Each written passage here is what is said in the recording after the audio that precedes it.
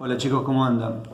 Bueno, elegí este sistema porque en las clases, en los encuentros virtuales, no todos se conectan y además quería darles un video para que puedan trabajar Estados Unidos en la década del 20, no solo con el PDF, con la fotocopia, ¿sí?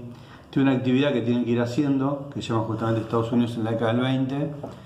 Es la continuación de lo que venimos haciendo, la Primera Guerra Mundial, la Revolución Rusa, este tema. El próximo tema es el ascenso del nazismo. Y ahí ya cierra la unidad. Así que ahí ya vamos a buscar algún modo de trabajo de integración. ¿Qué decir de este tema? Tiene una guía de preguntas y tienen un PDF del manual, ¿sí? Que usamos siempre. Bueno, que en la década del 20 Estados Unidos está viviendo, como habíamos visto nosotros antes, un proceso de transformación económico-social muy importante, vinculado a la segunda revolución industrial, a la aparición del automóvil, el Fordismo, el sistema de trabajo fordista, un poco lo que muestra la película de Chaplin al comienzo, ¿no? Esa sociedad vertiginosa, en donde hay muchos automóviles circulando, donde hay fábricas gigantescas, ¿sí? Esa sociedad es una sociedad conservadora. ¿Qué quiere decir eso? Que el núcleo poblacional de Estados Unidos está formado por lo que se llama WASP, por su sigla en inglés, WASP. Población blanca, white, anglosajona, AS, protestante, religión protestante. Ese núcleo poblacional de blancos, anglosajones, protestantes, va a recibir a fines del siglo XIX y hasta la década del 20 una gran oleada inmigratoria. 36 millones de inmigrantes que llegan a la sociedad norteamericana y que son alrededor del 30% o más de la población. Estos inmigrantes van a llegar de muchos lugares en busca de trabajo y oportunidades, irlandeses, escoceses, italianos. Por eso ustedes van a ver que en las series norteamericanas y en Los Simpsons, serie que me encanta, hay inmigrantes irlandeses, escoceses como Willy, italianos, bueno, como el gordo Tony, ¿sí? ¿Qué va a pasar? A medida que llegan estos inmigrantes, esa sociedad conservadora, ese núcleo poblacional se siente invadido, agredido, y va a reaccionar con xenofobia. Es decir, ¿qué quiere decir eso? ¿Qué quiere decir xenofobia? Es un concepto que quiere decir miedo y odio a los extranjeros. Entonces, esta sociedad conservadora, esta llegada masiva de inmigrantes le va a generar miedo y odio ante lo desconocido y va a reaccionar cerrándose sobre sus propios valores religiosos y sociales frente a esta gran oleada inmigratoria que siente que pone en cuestión su forma de vida y su forma de pensar, ¿sí? Parte de esta reacción conservadora va a tener que ver con la persecución política a los inmigrantes anarquistas, ¿no? Vimos también nosotros, con el origen del movimiento obrero, que muchos de estos inmigrantes son trabajadores y vienen con ideologías de izquierda, como los anarquistas, que promueven, por ejemplo, la búsqueda de derechos laborales como el derecho al trabajo, y el 1 de mayo vimos nosotros que tiene que ver con una lucha de los trabajadores en Estados Unidos que es reprimida. En este caso va a haber dos militantes anarquistas italianos que van a ser condenados por un crimen y a la silla eléctrica, que van a ser Sacco y Vanzetti, y que tiene que ver justamente con este miedo a los inmigrantes, a los recién llegados, y que además son de izquierda en un contexto en que la Revolución Rusa generó en todo el mundo un miedo justamente a que se produzcan revoluciones políticas similares. ¿Qué más?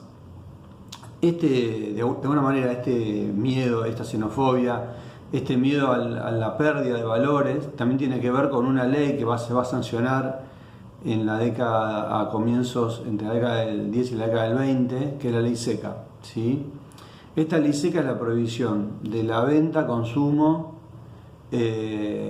la producción, venta y consumo de alcohol, ¿sí? Va a estar vigente por poquito tiempo, porque no va a ser exitosa, pero tiene que ver justamente con este preconcepto que la sociedad norteamericana tiene de los inmigrantes.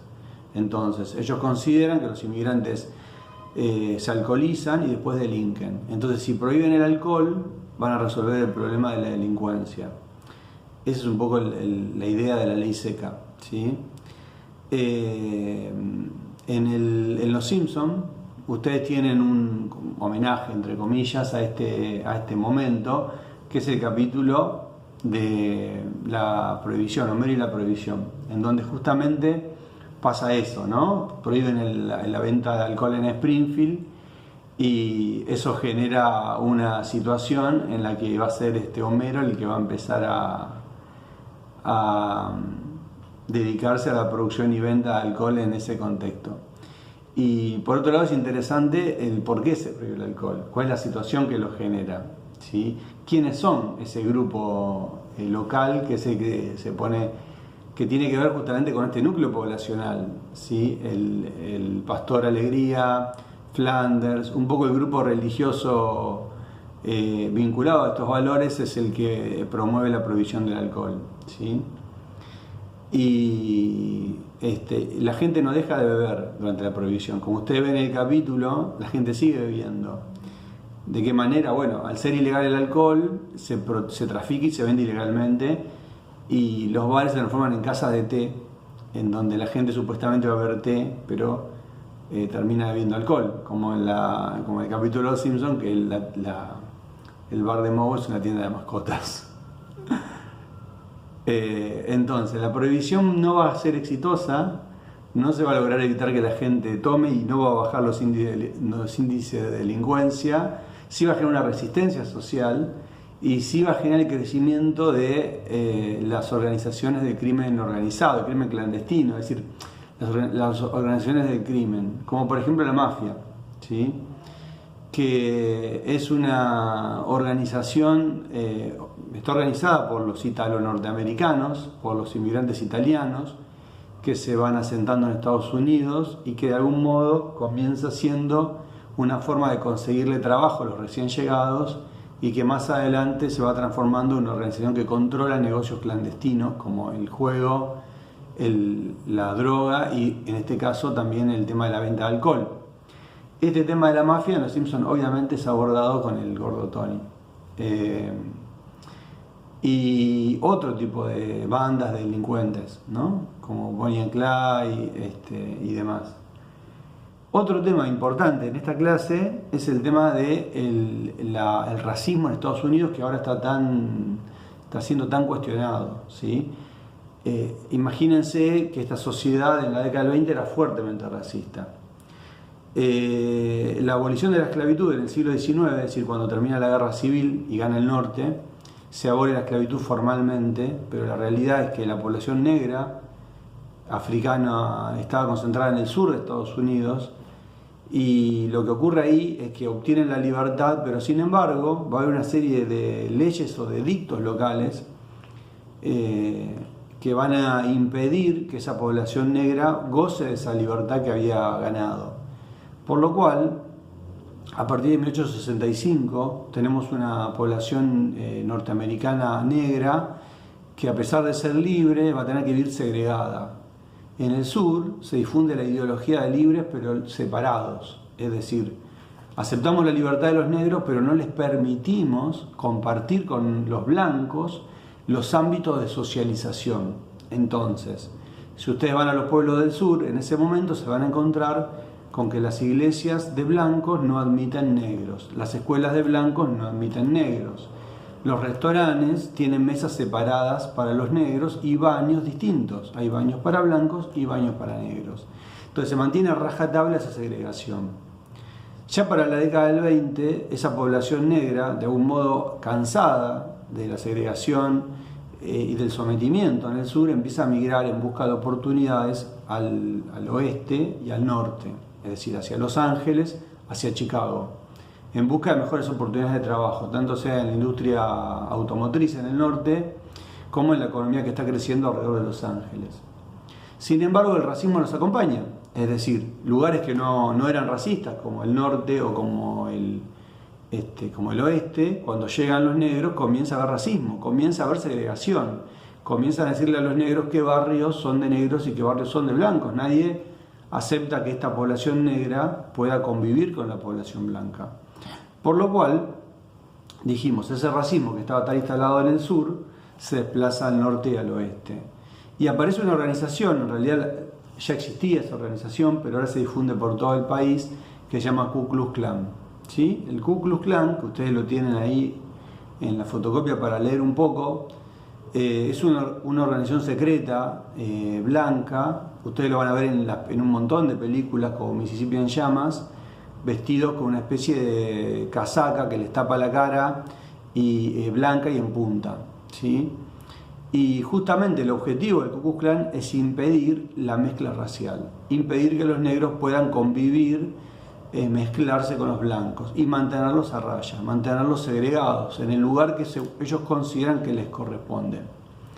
Fíjense que hay toda una idea racial, racista, que se está difundiendo por el mundo en este momento, y cuando veamos el ascenso de los nazis tiene que ver también con esta idea racial, ¿sí? Y el Ku Klux Klan, como dijimos, se va a difundir por todo Estados Unidos y va a pregonar este distanciamiento social entre blancos y negros.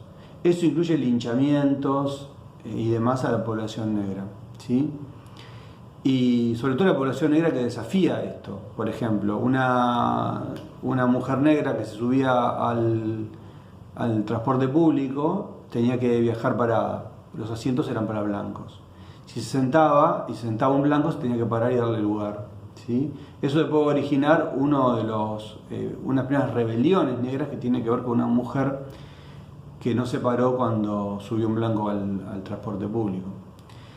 Y bueno, y por último el tema del rol de la mujer. Vemos que el rol de la mujer empieza a cambiar. Ya la Primera Guerra había necesitado de las mujeres para que trabajaran en las fábricas armamentistas y también como enfermeras en el ejército y demás, con lo cual las mujeres empiezan a obtener cierta libertad de lo que eran las tareas del hogar y cierta posibilidad de igualdad, y un poco lo que pasa en esta etapa es que las mujeres reclaman más libertad y reclaman un lugar de más igualdad con respecto a los hombres. Así que comienza todo un movimiento feminista en la década del 20. Bueno, nada, espero que estén muy bien y que nos veamos pronto y bueno, que hagan la actividad. Les mando un abrazo.